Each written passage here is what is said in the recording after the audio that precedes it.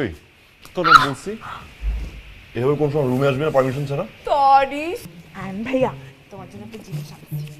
Cigarette নিয়ে আসছিস আবার? একটা সিগারেট ধরাও না, একটা সিগারেট ধরাও না ভাইয়া। কান ছিঁড়ে একেবারে তোমার সিগারেট ধরছে। ব্যথা পাচ্ছি না আমি। আন্টিকে কিন্তু বলে দিব তুমি কিভাবে ফুক ফুক করে সিগারেট টানো। তোমার ছেলে কি করে তুমি জানো? সিগারেট খায়, একটা না দুটো না, এক প্যাকেট প্রতিদিন। কত বারণ করে শোনে না। আয়নের জন্য মেয়ে দেখছি, ওকে বিয়ে করাবো। দেখ তো কোন মেয়েটা সুন্দর। তোমার ছেলে বলেছে চাকরি না পেলে সে বিয়েই করবে না। চাকরি পাক বা না পাক, আমি আয়ানকে বিয়ে করাবো। তুই একটা মেয়েকে পছন্দ করে দে না। কি বলিস, একটাও পছন্দ হয় না? একটাও ভালো না। রাখো তো, রাখো। এত সুন্দর সুন্দর মেয়ে বলে কিনা একটাও সুন্দর না।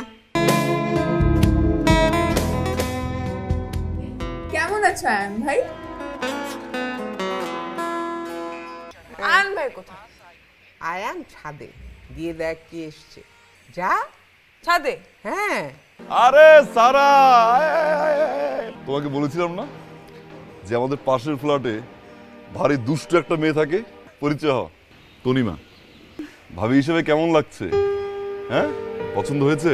আমি বোধহয় তোমাদের ডিস্টার্ব করে ফেললাম, তোমরা কথা বলো, আমি আসি। আরে কিসের এই এই তুমি বললো তো আমি আজকে গিয়ে বিয়ে করতে পারি, পালিয়ে।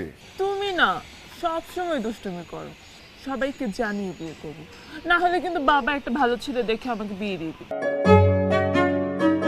প্রবলেম কি তোর? গত 2 মাস ধরে বাসায় আসছিস না? প্রতিনিয়ত নিজেকে বোঝানোর চেষ্টা করছি আমার তোমার সাথে কোনো কথা নেই। আমরা এখান থেকে চলে যাচ্ছি আগামীকাল।